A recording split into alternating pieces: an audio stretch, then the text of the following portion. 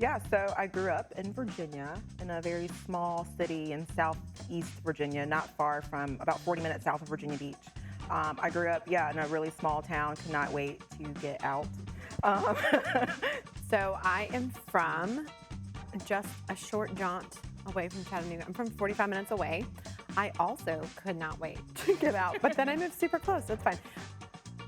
Entrepreneurship for me wasn't on the radar, but like when I think back, it was always in my presence. I didn't even think about it, but when my dad retired from the military, we lived on a few acres and he started like a chicken farm. I remember seeing him writing checks for like employees and like scheduling things. And now like looking back, it was just like, that's the thing that your dad does. But now I'm like, oh wait, he started a business. Like it had a whole different name. Both my parents are teachers, and so growing up, it was kind of, the options were become a teacher or a nurse, pretty much. I mean, that's like my whole family is teachers or nurses. And I chose the path of journalism instead. I remember my grandfather sitting me down and telling me that I should consider a more stable career, because he worked in a factory his whole life, and I think he just didn't want. He wanted to make sure that I had, everybody just wanted me to be a teacher. But I chose not to. My parents were encouraging, maybe a little bit worried. I don't know, but encouraging for me to find my own path.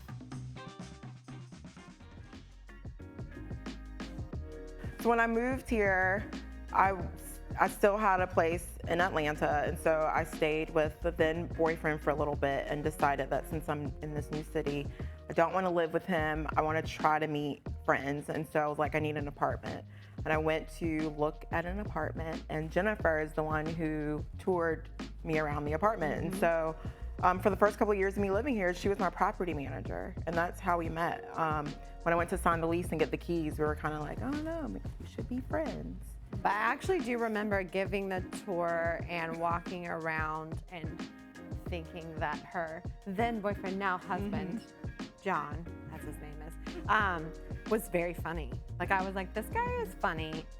And the funny His thing, girlfriend's funny. Like I want to be their friends. So then I was like, and I remember being in the parking lot and like giving you the application and just being like, but are you going to be my friend later? Or like, how does this work? And then she followed up and invited me to a party. Since it's gonna come up, I'll bring it up. bring it up. It's a sequins and bow ties party. So I borrowed someone's shirt, put on a sequins sweater, and wore it out. And never showed up to the party. But I'll tell you right now, if I had shown up to that party, we would not be sitting here today. So I think because she would have been like, no, I remember the first time I encountered you. We're not starting a business together. So I mean, God has a plan, you just gotta follow it. I was new to Chattanooga. I knew no one but the boyfriend and his parents, and so I took a collab class, not only to meet people, but also to just figure out like a business. And for over 10 years, I started a blog called Eat, Drink, Frolic, where I developed recipes and travel guides. And so I wanted to think about growing that into either a food festival or something. So that was the drive as to why I took a collab class. And so that's sort of, luckily when we started the Chattery, we both had that background and, starting a business. But it was like a year and a half from finishing the launch program to actually our first class, because our first class was March 2014. So in that year and a half, picked up partners along the way. So Elizabeth, Shawanda, and I met multiple times together and talked and came up with lots of different names.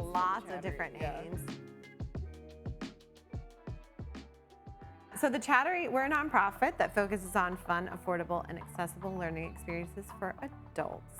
Shawanda mentioned we're cultivating an expansive community of learners. So we offer classes on everything from arts and crafts and food, and drink classes, personal development, professional development. So the Chattery is based off a concept in Brooklyn, New York, Brooklyn Brainery. When I lived there, I went to a couple of things, and I know the owners still, and I reached out to them in this process and was like, hey, I wanted to start something similar. They're like, right on, cool, keep us updated. So from the beginning, like it was always going to be adults.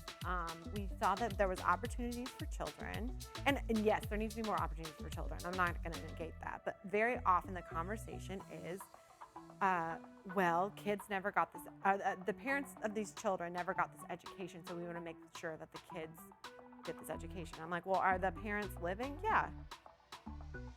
Why can't they? Like, I don't understand. Like, I just really don't understand. There's also a social aspect to our business because, like I said, we both mentioned how difficult it can be to make friends as an adult. You know, if you're late 20s, 30s, you know, whatever, it's hard to just make friends. And so part of why the Chattery exists is to create friendships. I remember we're doing some Chattery event, and I remember getting an email response from someone who said, I met my best friend at the Chattery now. So like hearing that, I don't know, it makes my heart warm because not only are we working with artists and small business owners in Chattanooga, but we're also creating connections and like on a personal level.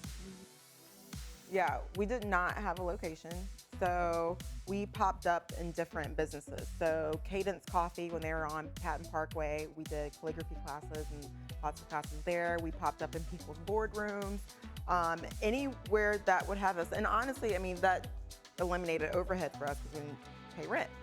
But also Jennifer and I have full-time jobs. So we had full-time jobs plus executing these classes. It wasn't until 5 years in that we were able to we didn't work outside of the Chattery. 20-something, we got a studio in Chattanooga Workspace. 2017.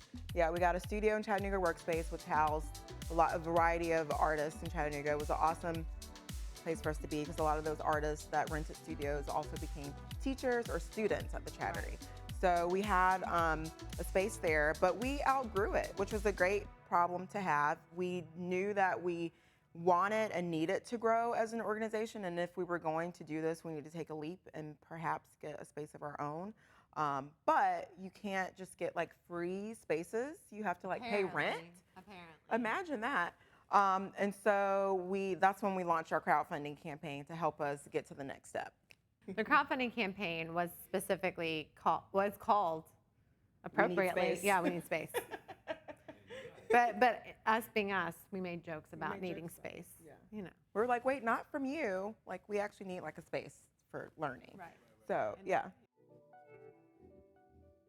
Well, I don't know. I feel like we have always run our business maybe on instinct, and so I feel like that's how I've run my life. I've made decisions based on whether or not I think it's going to work out. I don't know how to Yeah, I mean, I agree. Even when we make or are in the process of making large decisions, I mean, if it feels good, let's do it. Let's see what happens. If it doesn't, if there's hesitation, if we're having trouble coming up with something, we have no problem being like, you know what, maybe the next time, or this isn't for us. But also, we are friends. I mean, you're right. We hear a lot of horror stories about like business partners and how it crumbles, and we are fully aware of those stories and are mindful of it. But because we're friends, it's just like when you're in a relationship with a lover, right? Like you have to build a foundation of something. Otherwise, like what are you doing? So we have a foundation of friendship. Our husbands are friends. We vacation together. We hang out all the time. Our kids so I think when that's at the forefront, when you know that like your friendship is very important to you, you make decisions to not hurt the other person. Right. We don't agree on every idea, or like we have to explain things. If one of us has like a wild idea, we're like, okay, hear me out. But that's okay. Like at the end of the day, we're gonna text each other and be like, do you wanna go have a drink? But because we have that understanding, we're not gonna like intentionally hurt each other. Right. We laugh more than anything. Oh, I mean, I think that's probably, that's actually how it is working out so well. Yeah. Is I'm the funniest person that her husband has ever met. Literally, he says that to me. And as I just said, I remember her husband being so funny on the elevator, but she was funny too. She was funny too. Thank you. And I know you asked like what's next for the Chattery. So human development is a permanent part of our calendar. It is there to complement what we have. It doesn't mean we'll stop having cocktail classes or whatever, but it means that this is really important to us, and we have been talking about human development for quite a while. Yeah, I didn't know if we'd say it. We're putting it out there. We haven't said it yet out loud to anyone but each other and our Google Docs. But we are planning for our 10th anniversary to put together a conference. Not sure exact. I think we kind of know what we're doing, but things might change. You know, life changes so quickly. Yeah. Especially with us. Yeah. We constantly are like, wait a minute. Oh, we could do this. But yeah, so we are planning to have a conference that could kind of bring lots of people together. And so we're very excited about that as well. I love seeing that people walk away with things. If it's an arts and crafts class, they walk away with this thing and they're very proud of it. Then they tag us on Instagram or something. And it's so cool to see people make things, people learn things. And I just think it's great. And it's right, you know, you can teach an old dog, maybe not Ginger, your dog, new tricks, but like you can teach people like new things. And I think it's just so wonderful to see like the light bulb that goes off when people realize that like you're good at something or not good at something. I think that we have the opportunity to create based on the needs that we see. And so I don't ever want to lose that. Like I want to be able to fill these gaps. And that's probably why we fly under the radar. I mean, we should probably do a better job. We talk about it all the time. But we never like try to be like, look what we did. We're like, look what our student did. Look what our teacher did. And so I think that's like, we're trying to just make people become the best version of themselves. I mean, there's no other way to say it. Yeah. I mean, you have this something inside of you that just needs to be cultivated, and I always want to be able to do that. So yeah, that's it. Oh, not you, other people. You're fully expressed. I'm just kidding.